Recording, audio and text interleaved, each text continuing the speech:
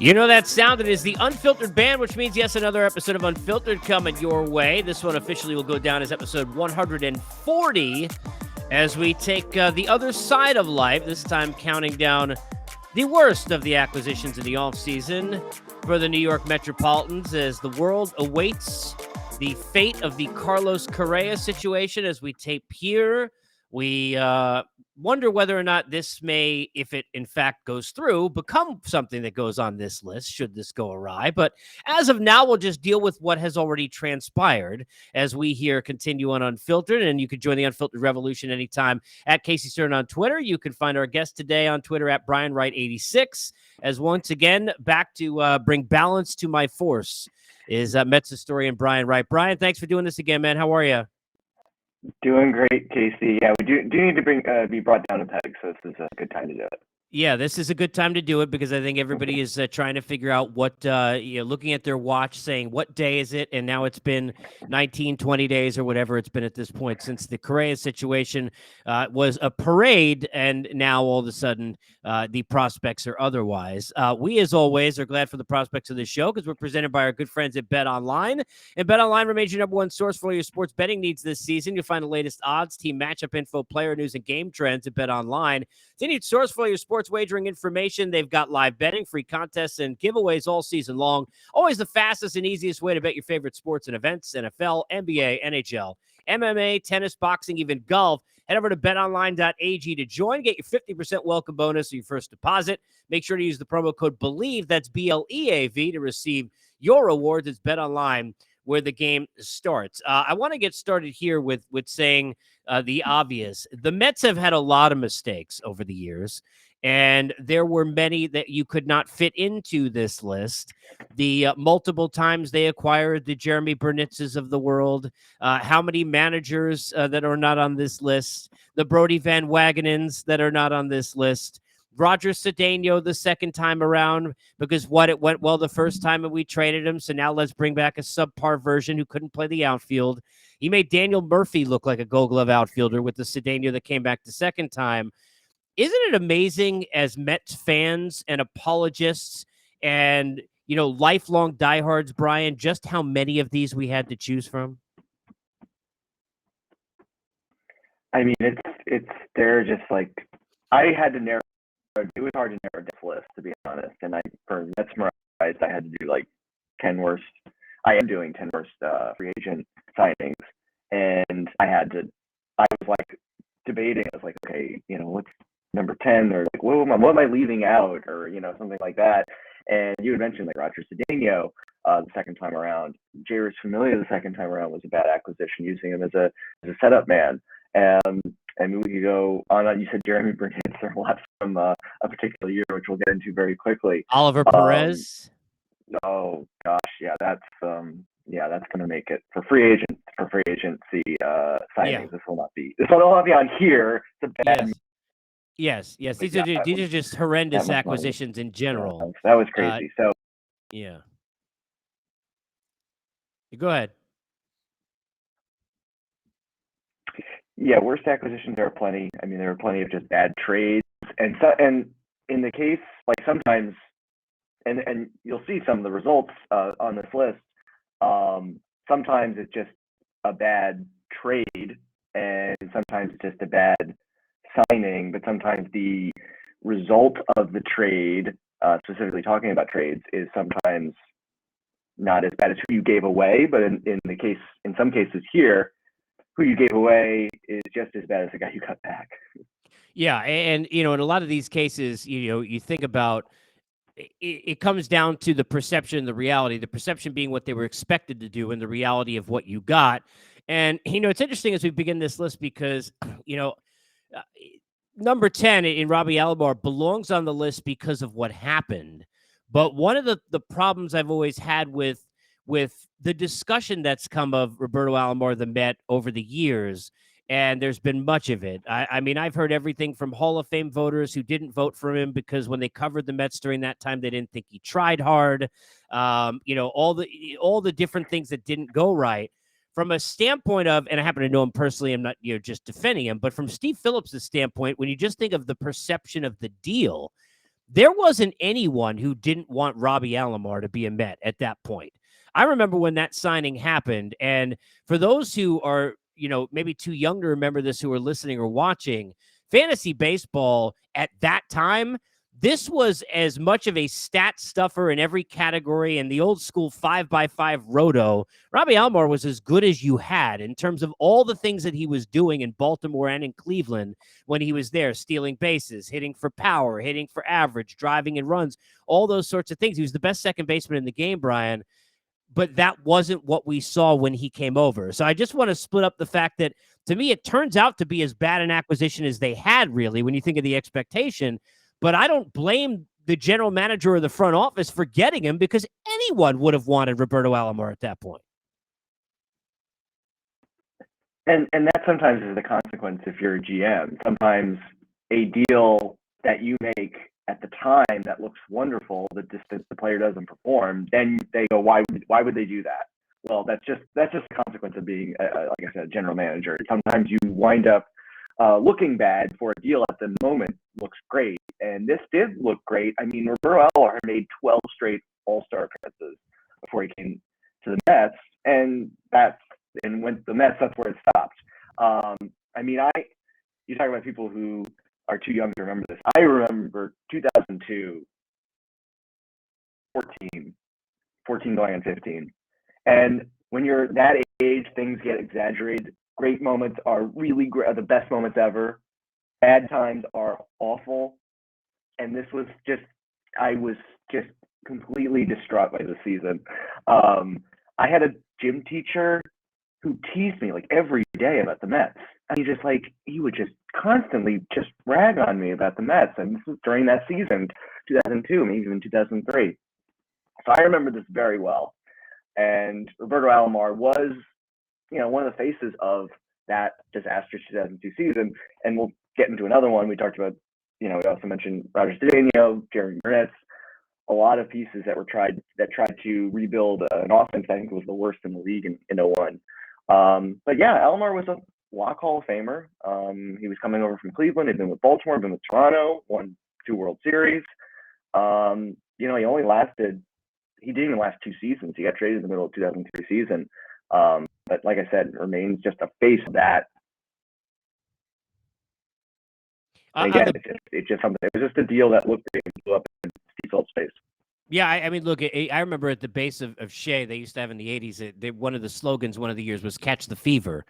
And I used to joke that Met fever was what you caught when you came here and you got traded here or signed here. Like, for example, when they traded Kevin Mitchell and he was freed to go hit 50 home runs, and Kevin McReynolds caught the fever.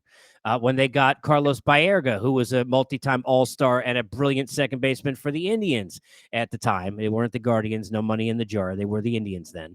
And he came over and played second base, and he got the fever. Here's another case of Roberto Alomar who caught the same fever.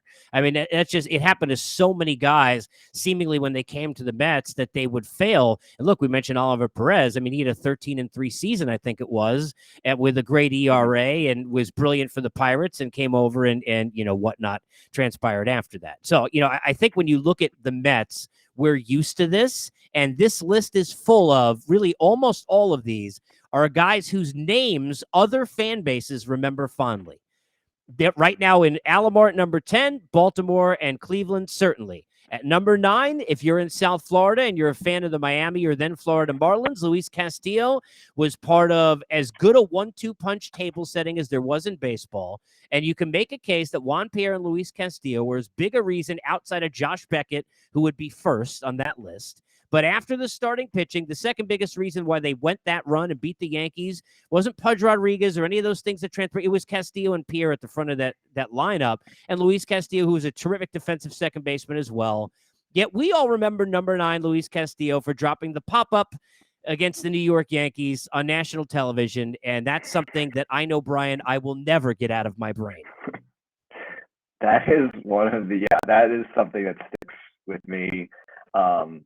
I won't. Yeah, I mean, you talk about rarely is there when you look back at the 2009 season, there were so many disasters from that year. So many bad things happened. Ultimately, that didn't really lead to a lot of things. It wasn't like, oh, that cost them anything. But it just sticks with you. It was against the Yankees. A-Rod hit it. Again, everyone saw it. You know, when New Year's Eve happens, a Yankee person I know messages me and says, "Oh, can't wait for the ball drop," and it's a video of that play. And I'm like, I just don't need to see this again. I don't need to ever see it. But yeah, that's what he's remembered for. And I loved him in Florida with Juan Pierre at the top of the order. Didn't hurt that they beat the Yankees in 2003. Really made me like him a lot more. But yeah, he was a 3-time All-Star. I mean, he was a stolen base threat. And he came over from the Twins in 2007, and collapse notwithstanding, he was a pretty good contributor in 2007. Then they signed him to a deal. They signed him to a long-term contract, and that was when everything went bad. So we talk about kind of like this kind of deal, off-season deal. This is one of those just disastrous ones where, I mean, he caught the fever. It took a little bit late, took a little time, but he definitely caught it. And the other moment I remember, I think it was also in 2009, when he fell down the dugout steps and hurt I remember himself. that. I do remember that. Yeah. Yeah, he became just another one of the laughing stock kind of the signings. But you make a good point, because he came over and he showed some value, and that's why they go and make the deal. And that happens to a lot of teams. I mean, to be fair, former Met Angel Pagan went and helped the Giants in one playoff run, and they gave him a 4-year deal for $40 million that they'd like back. So, this happens to a lot of teams when you are sitting there at the end of a deal and you are in a contract situation and you perform well, you're going to get money. Just ask BJ and then Melvin Upton, who got $75 million for 5 years, week stretch at the Bay in a postseason. Number 9, Luis Castillo. I wanted this one to so there's no chance that Mo Vaughn do anything positive. I remember Mo Vaughn. I remember a Sunday night game, and I don't know who it was against, but I do remember he had one big home run, I feel like, as a Met. I think it was I'm almost positive it was a Sunday night game. Maybe it was a day game on national TV on a weekend. It was definitely nationally televised. He had one big home run that I remember, because I remember it, and it was deep into like the distress of Mo Vaughn doing nothing. He was a very likable player when you watched him from afar with Boston. I mean, huge dude, tons of power, big personality. The DH was not available. You wish it was. But as a first baseman with thump, this is what, when the Mets fans saw Carlos Delgado succeed, this is what prior to that they thought Mo Vaughn would be and add to the lineup. And it just became a total disaster as a Met. Yeah, I think that game was that. I might be getting my Sunday night games confused, but I feel like that was against David Wells on a Sunday night. I thought it was against the Yankees. I thought it was against the Yankees too. I wasn't sure, but he definitely had a big home run in a Sunday night game that I remember. Oh, I think it was that in 2002, and then I remember when he hit the Budweiser sign in right field. That was probably separate. That was obviously a separate day, but it was like 500 feet. And I mean, yeah, those are big moments were few and far between with Mo Vaughn. And I don't know, 2002 wasn't like terrible, but the fact that he just barely played after that just makes this, a ridiculous acquisition. And I think he was acquired. He was acquired with before Kevin Appier. They signed Kevin Appier in 2001. Signed like a 4-year deal. Way too long, way too big of a contract. They dealt that deal, that bloated deal, for Vaughn, and Vaughn was coming off. I think he missed the entire 2001 season.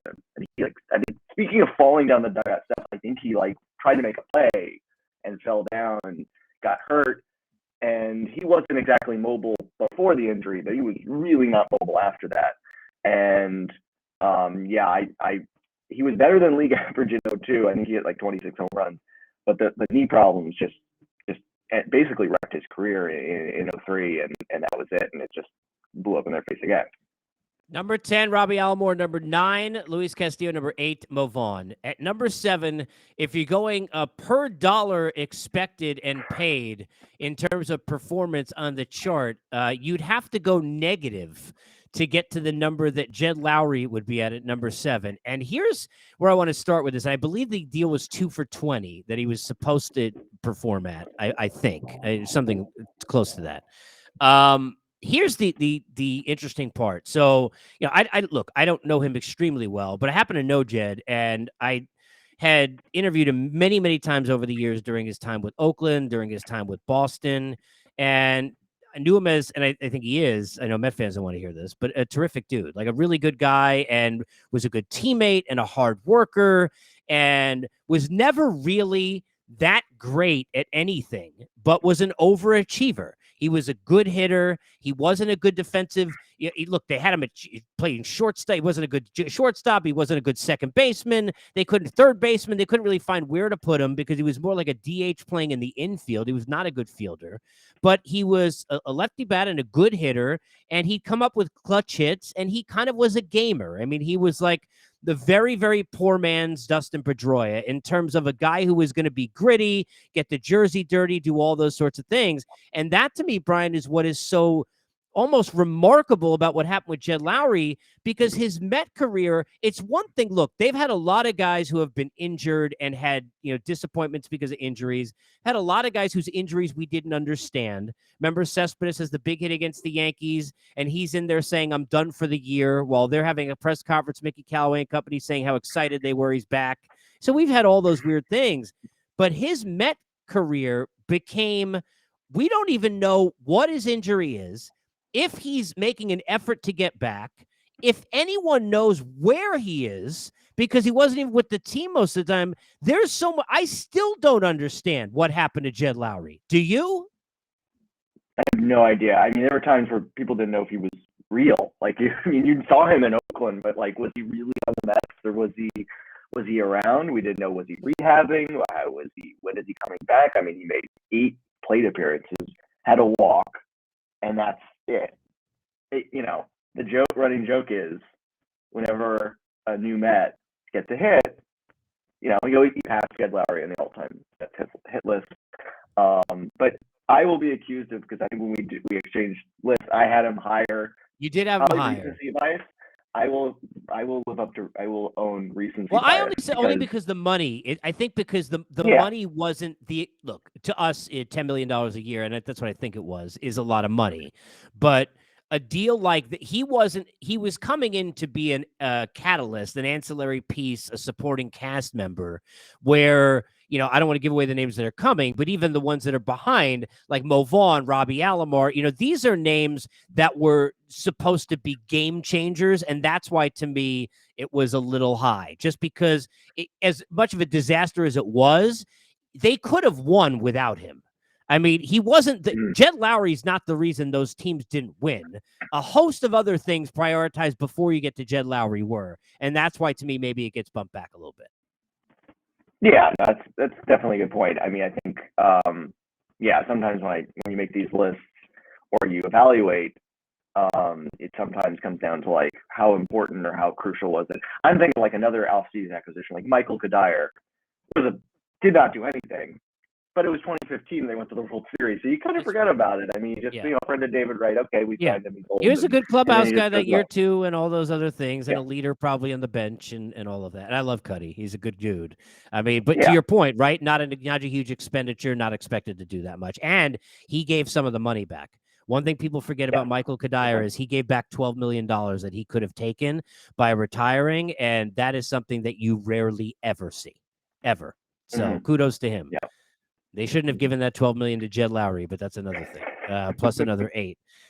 Number 6, a bigger name, and a guy who, again, here we go with, depending upon what fan base you're talking about, there are very different thoughts when you bring up the name George Foster. Yeah, and I mean, you put aside the circumstances by which he was eventually released in the middle of the '86 season and how that might have been handled differently today. I think, the documentary did a good job of outlining that. They did. But his production was so below what was expected, and it was just obvious that up until '86 he was just too old. And in fact, I think he went to the White Sox for like 2 weeks, and that was the end of his career. And for a lot of great trades that Frank Cashin made, trades, draft picks,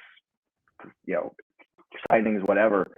A lot of great trades and draft picks that Frank Cashin made from '80 through up till '86 that led to the championship. This was probably the worst of them all.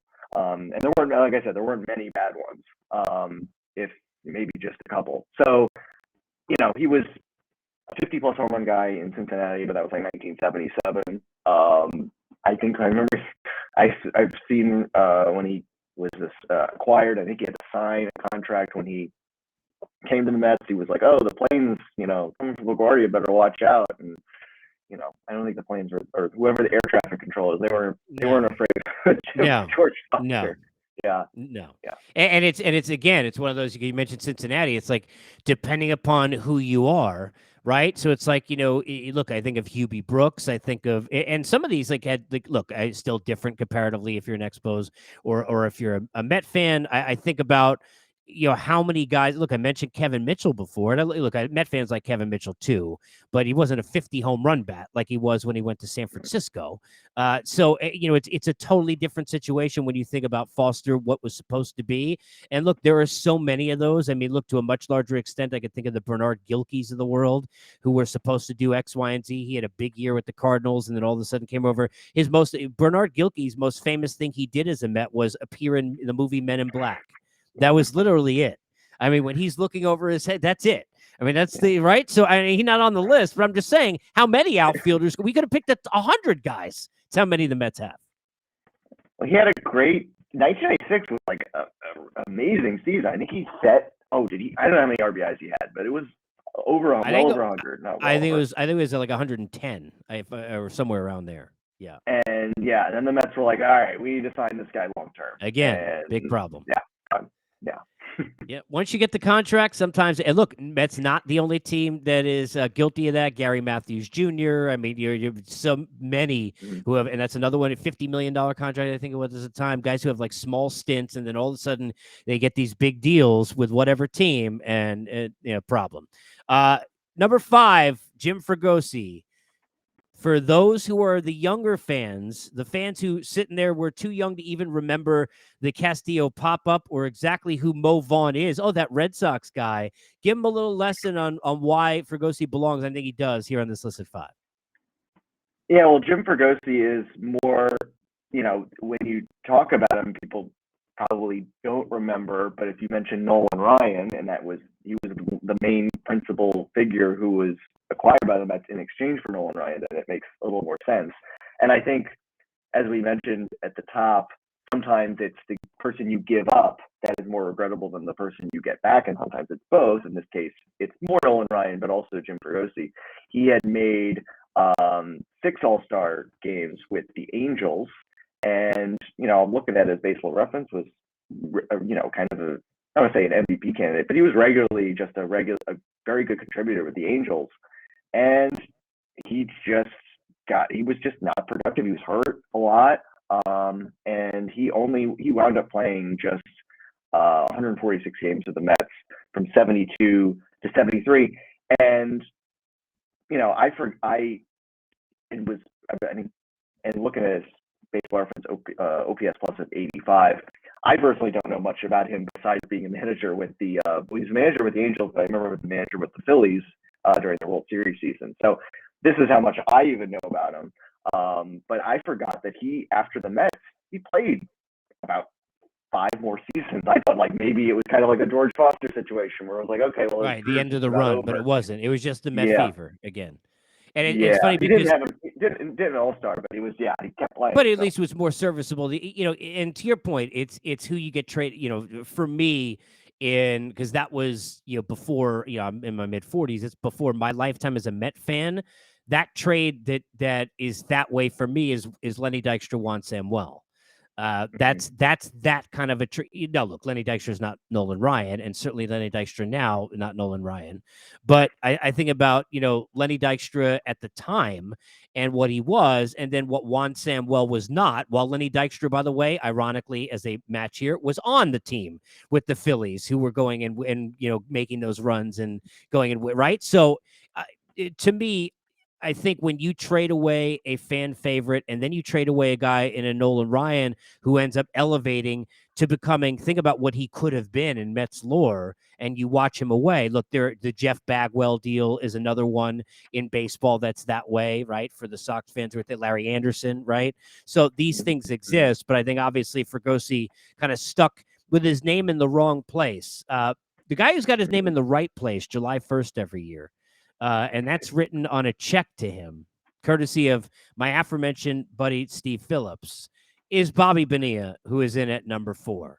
And going back to what you said about Jed Lowry, pulling back the curtain, I said to you that this needed to be, and I feel more comfortable with kind of where Bonilla is settled, because to me, even though it may be misrepresented in some ways, what he represents to the baseball world about where the Mets have been for the last few decades is, to me, imperative. It's important because it has been, as all the jokes that we hear, you mentioned Castillo on New Year's, right? And all the Mets going to Met, and I could think of Mr. Met giving the finger. I can think of the sex toys in the background of an interview in the clubhouse. I can think of Mickey Callaway having to go out for 2 press conferences when you've got a reporter getting into a fight with a manager. I mean, we've got all, right? Cespedes, we don't know where he is. He left and then he's safe.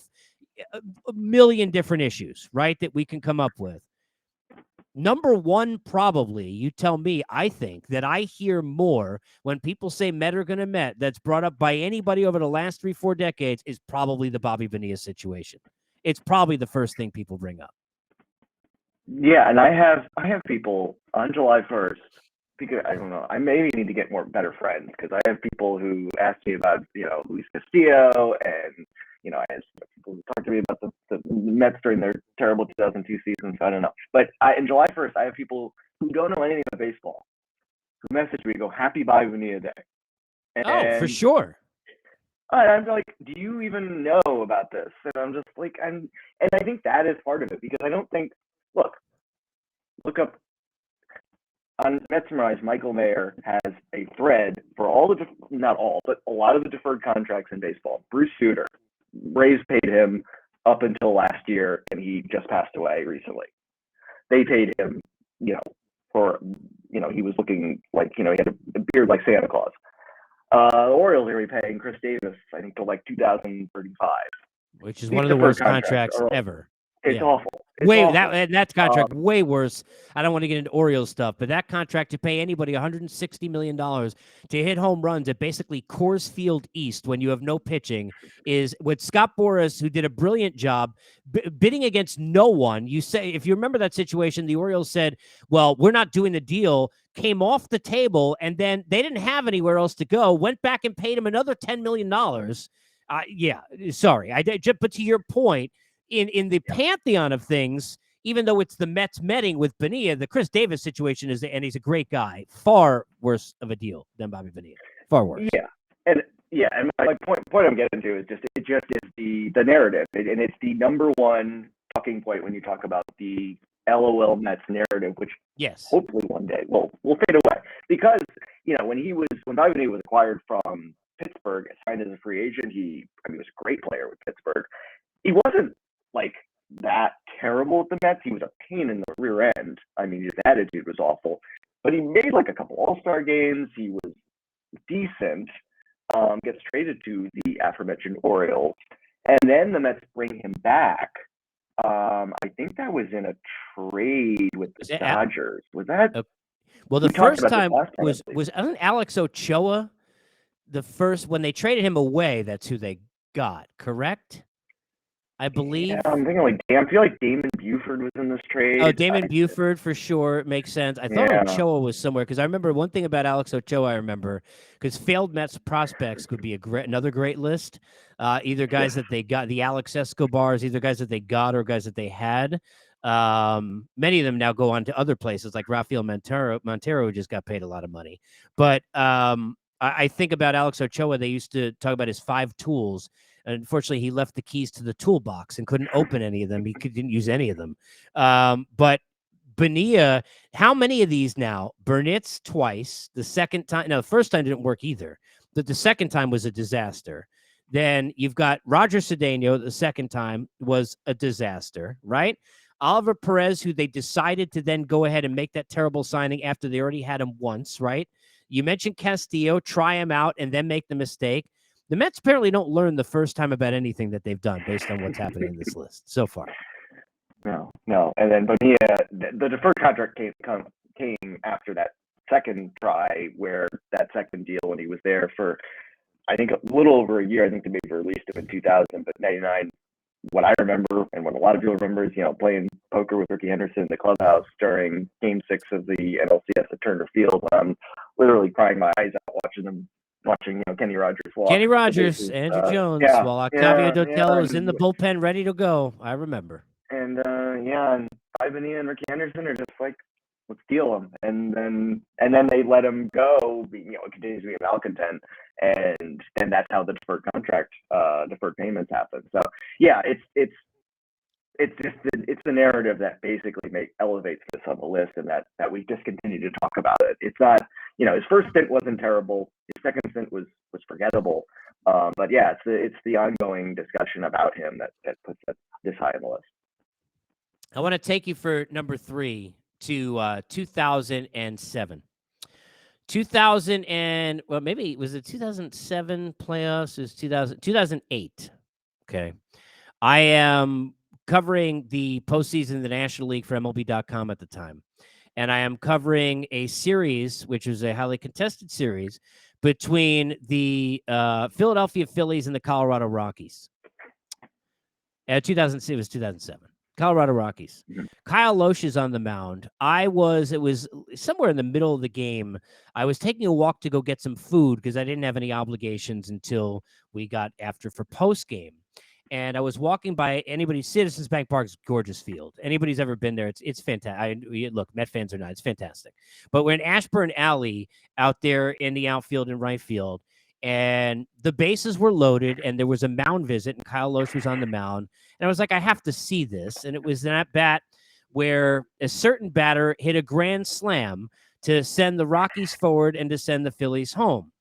That batter's name was Kaz Matsui. He almost hit it to me.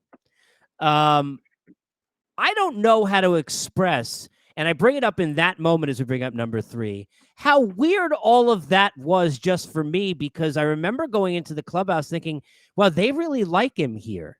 They don't know what happened and who he was before he got here. They don't know that Bobby Valentine, who had known all the players in Japan and was a Met guy who we trusted, I'll never forget, said, and it wasn't like he wasn't making any kind of, he was serious. He said that Kaz Matsui is going to he reminded him of Ichiro, is what, and I'll never forget. That's what he said. Kaz Matsui was a stolen base threat who couldn't run. And I don't mean like Brandon Nimmo, who doesn't run. I mean, couldn't run, seemingly, had no idea how to steal a base. He was a shortstop at the time who couldn't throw. Now, granted, luckily because of the Jose Reyes situation, you had the option to go back. But remember, they moved Reyes over for Matsui, who they brought in. Now, look, it's one thing for Derek Jeter, and he didn't move, to, if he wanted to at the time, say, A-Rod, you play short, right? Now, I remember in Texas, and I was covering it at the time for MLB.com, but I remember Michael Young moving over, and he did move over when Elvis Andrus was given the position at shortstop, right? So this happens sometimes. But you moved Jose Reyes over for Kaz Matsui, who couldn't throw to first base. He could not hit. This, to me, I get why it's not number 1, but it could have been for number 1. And admittedly, I used to call him Spaz Matsui, which is unfortunate and not nice, because I cannot tell you any redeeming qualities other than he seemed to smile sometimes. I can't tell you anything redeeming about Kaz Matsui. This was as bad an acquisition, as off the graph compared to what you were supposed to get. And I apologize for the diatribe, but it ticks me off. This is as bad as you get all time for me in my life with the Mets. Kaz Matsui at number 3. That was good. That feels like my 2002 Mets rant. No, the only redeeming quality I remember with Kaz Matsui was that he would hit a home run on every first game of the season. And that's right. That's right. I remember 2004 at Turner Field, first leading off, home run to dead center field over the head of Andrew Jones, I believe. And I'm like, oh my gosh, what do we have here? He's not the next Ichiro. He's like, I don't know. He's Hideki Matsui. I don't know. This guy's gonna be amazing. And I joke that it was a sign of things to come because the next 2 years he would hit a home run in each of his opening games in his 3 years with New York. Only problem was the rest of the games. But yeah, what bothers me is what you just said. The fact that he couldn't throw and he forced Jose Reyes to go to second base. Again, Jose Reyes had his own, trying to learn coming up the big leagues, learning how to slide. Now he has to learn a new position. Like, how many things are we gonna give to this, prospect? And I know the Mets had tried. They tried with Kiyoshi Shinjo from Japan, and he certainly was not, as highly regarded as Kaz Matsui, not even close. He's probably more highly regarded now as a manager, big boss, I think they call him. But yeah, Kaz Matsui, I heard so much about how much he was going to deliver. I forget now that you mentioned the next Ichiro, and yeah, it just did not work out at all. And I don't have the same feelings as you do, but it was just another experiment that I don't know where it just went sideways, and it reverberated because, like you said, it affected other players of the team. And no, look, I think, and we got Kaz Matsui at number 3. I think about this. As a Knick fan, I got to root for growing up Gerald Wilkins instead of Dominique. As an Islander fan, I had Brett Lindros instead of Eric. And even though they're not related, instead of Hideki, we got Kaz, the raw Matsui. And look, the fact that he had success with Colorado really pissed me off. Like at the end, it just like I couldn't, like, it wasn't like he was great, but it was like, really? Like, oh, he's now like a really nice piece to, like, I mean, are you kidding? To a winning team? This guy was terrible. Number 2. I feel bad about number 2. It's right, but I want to say this about number 2. And I don't know him well, but like, and this is how we are, like, clearly doing this last 20 years. Like, I've met people that, perception is they're one way and they're not one way, but we all make our perceptions about how these guys are as people, right? Number 2 seems to be a really quiet, really nice human who probably tried really hard. And to me, Jason Bay at number 2 is as good an example, and there are many of them, of a guy who couldn't succeed in a big market, as we've seen. Now, he did have a little bit of success, I believe, with Boston, right? Which is ironic and interesting. But was that after the Mets? Was that afterwards? No, that was before. That was before. So that was how the Mets got duped, I guess, with it. But I think about Carl Crawford going from Tampa Bay and ending up in Boston and how much he failed. I think about the likes of the Carl Pavanos and what he did in the mix of that team we just talked about with Luis Castillo when he went to New York and what happened to him with the Yankees. I think about guys like Carlos Beltran and Diaz before they turned it around, right? And Bay was not able to do that. Jason Bay in Pittsburgh was a player you'd want. He seemed to be the guy. I believe the deal that he had with the Mets, correct me if I'm wrong, was it 5 for $60? I feel like. Was it more than that at the time? I don't even remember. Now, look, those numbers now seem like nothing. But I feel like it was like $60 million. I could be wrong. But Jason Bay seemed like a guy who would be a find. And instead, he was more like, if you recall, the home run derby that Jason Bay hit in. For those who don't remember, when he was on the Pirates at PNC, they had the All-Star game. I was there. He hit no home runs, 0. He swung and missed twice. It's the only time ever watching that in person I've seen a player swing and miss on a home run derby. But that was in front of a fan base that was waiting for their son, the Pirate, Jason Bay, and he failed. I wish we could have taken that and just said, hey, do you think in the spotlight in New York this could be a problem? Because that's the Jason Bay we got. He was worse as a Met than Kaz Matsui was. That bad. Oh, yeah, and especially for how much he was paid. And I'm looking this 60? up. It looks like it was 4 for 66. 4 for 66. Okay, yeah, more than I thought. Yeah, that's pretty bad. And I retroactively feel bad because I loathe Jason Bay more for what he represented, and probably I should have been more upset at I don't know who I should have been upset at, but yeah, it seemed like a very nice guy who just had. No, and I don't mean that doesn't mean figured you out. can't be Yeah. angry at it. I'm just saying Yeah. he seemed to. I don't think he could hack it in New York. I mean, I hate saying No. that. I think he got overwhelmed and he just basically lost all his confidence. Is to me what it seemed like. He forgot how to just go out there and play. And to me, Yeah. you tell me, I think he's as big a victim. And I'm not trying to give him an excuse because it's not an excuse. It's why he's this high on the list. But I think, this is why you get worried when you bring guys from smaller markets and guys who aren't from the area and guys who don't have, look, he's not a me spotlight guy. You could tell he's kind of a quiet guy. Sometimes guys like that succeed, but a lot of times they don't. A lot of times they get overwhelmed. To me, he just got eaten up. And then once the press got on him, forget it. I mean, he got worse. Oh, yeah. Yeah. I remember that, was it 2000 off season between 2009 and 2010, I think it was. And the debate was like him or Matt Holliday. And yeah, I remember like, oh, Jason Bay, look what he did in Boston. I mean, yeah, he's hitting the green monster, but it'll be fine. And even with Citi Field dimensions, I still think he would have been productive. But yeah, obviously not. And it just, yeah, maybe this is a big contract plus the big market. Really had a toll on him. And I remember he crashed into the outfield wall at Dodger Stadium. I don't remember what year that was, but that certainly didn't help his cause. But yeah, I think when you take into account like money, how much big of a contract and how much he produced, it's way up there. I mean, we're going to talk about number one, but just in terms of production, he's probably the worst just in terms of how much value that we thought and how much he actually put out. Yeah, I think you can argue. There would be people who would think Bonilla should be one. There are going to be people who may think Roberto Alomar should be one. I mean, it depends on what era you watched or what you're thinking or what you're vanning. There's no right way.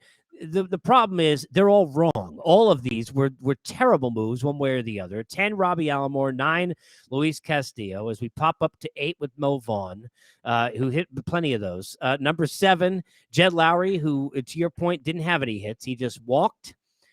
George Foster, who walked into the sunset. Jim Fregosi, who walked in at the wrong time. Bobby Bonilla, who walks to the bank every year on July 1st. Number 3, Kaz Matsui. If he drew a walk, he wouldn't know how to get to second base anyway. Number 2, Jason Bay, who if he hit doubles and got to second base, that would have been good enough. And then number 1, which is, to me, there are certain teams that are, look, Generation K gets talked about a lot. And I lived through that, as did you. And I remember laying on a beach and Jason Isringhausen, I was listening in a boombox to him. I was it was at Tobay Beach, and he was going for like his 9th win to go to 9-2. And that one year he had, and I remember him, Wilson, and Pulsifer, and all they were going to do. I think about the disasters that we had recently with some of these teams. There are teams that for everybody are like, what's that laughable Met team? That's the one that's worse than any. And there's none worse than the best team that money could buy. And the Mets that put together the Eddie Murrays and all of the great pieces led by number 1, Vince Coleman, that were going to come in, and they were all established names, and they were going to take this team to the greater heights with the script New York on the road uniforms and all of that. And the only fireworks that we got with Vince Coleman were ones that he set off himself. That's the sadness. Yeah. Firecrackers only came from Vince Coleman on lines. Was that outside? Now I'm trying to remember. Was that outside the ticket office? Where was that? I think that was in the parking lot at Dodger Stadium. The parking lot. Okay. Yeah. And there was like a crowd. I feel like he was in a car with like Eric Davis, and there was a crowd of people, and he threw it. For some reason, I don't know why someone would just have a firecracker. I don't know. I don't use explosives or anything like that. But yeah, I mean, he did it and then injured a few people, including a 1-year-old, which is just, I mean, it doesn't matter. You injure people, it's bad enough, but you injure a 1-year-old, you deserve what you get. And the Mets cut him. I think he still played. I remember he played with the Mariners, like in the ALCS. So I don't know why he still continued in the league, but he did. But when they brought him in, he was brought in just after Darryl Strawberry left. So naturally you trade the power of Darryl Strawberry for the speed of Vince Coleman. Right. Yeah, and he led the league. He led the league, I think, every year. He was a major leaguer from '85 through '90. And then with the Mets, he was there for part of 3 seasons. I think he stole 99 bases, which for him was, compared to what he was doing in St. Louis, which is like 100, over 100, which is absurd now. And it was really high back then. 99 in 3 seasons is really not much. And if, like I said, if we were to try to compare his value and performance of like Bay and Matsui and some of the others, this is not the worst. But when you take into account just the complete pain and the off the field issues, on top of just not being a good player, this is what makes him a clear number one. I mean, he fought with Mike Cubbage, I think it was the bench coach at the time. They had an altercation. I remember he swung a golf club in the clubhouse and hit Dwight Good in the face. I mean, there are a lot of, and then as we talked about the firecracker incident, and this was just representative of so many terrible things with those, especially the 92 and 93 teams. Brett Saberhagen with the bleach water gun, Bob Bonilla. I mean, Vince Coleman was probably at the top of the jackass list, and that's what puts him at the top. It's not that he wasn't that good; it was just that he had all these off the field issues, and the Mets did the only sensible thing they could do after the firecracker incident, and that's cut him. Yeah, which you got to at least applaud the Mets, because you would think, based on all the LOLs that we've had, they've made mistakes where they haven't done such things in the past. Roberto Alomar, Luis Castillo, Mo Vaughn, Jed Lowry, George Foster, Jim Fregosi, Bobby Bonilla, Kaz Matsui, Jason Bay, Vince Coleman, and to the late Alex Trebek, I will take things we hope none of our current acquisitions end up in a list of for 500, Alex. Brian, appreciate you. We'll continue with these as we go here, and good luck on watching your watch and refreshing Twitter with Carlos Correa. We wait what happens with him, and hopefully he will not end up on this list if he ends up as an acquisition for the Mets. Fingers crossed. Thanks so much, Casey. Fingers crossed. You too. Thanks for being with us on Unfiltered. Keep up with us, of course, Spotify, Apple, iTunes, everywhere you get your podcasts. And the Unfiltered Revolution continues. We, as always, are presented by our good friends at BetOnline.